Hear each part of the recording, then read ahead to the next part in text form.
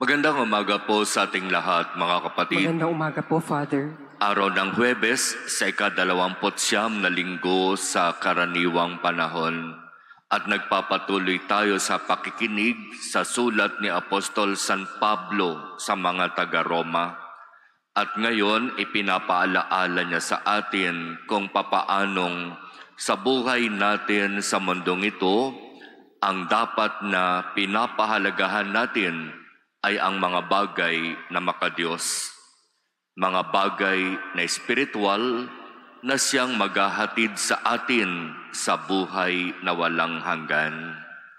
Sinasabi niya, noon alipin pa kayo ng kasalanan, hindi kayo saklaw ng katwiran.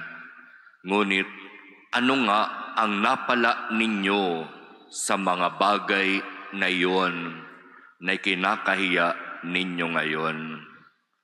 Ano ang napala ninyo sa sobrang pagmamalabis at pagpapahalaga sa mga material na bagay? Ang pahalagahan ninyo ay ang mga mga bagay na maglalapit at magdadala sa inyo sa Diyos. At ang makapagbibigay ng lahat ng iyan ay si Jesus na Panginoon. Kaya ipinapaalaala sa atin ni San Pablo ang kahalagahan ng pagkilala, pananalig, pagsunod at paglilingkod kay Jesus na Panginoon at Diyos. Ito ang magdadala at maghahatid sa atin sa buhay na walang hanggan.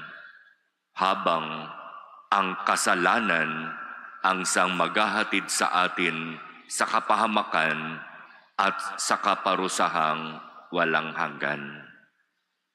Tayo ang pipili kung ano ang buhay na gusto natin, kung ano ang mas pahahalagahan natin sa ating buhay.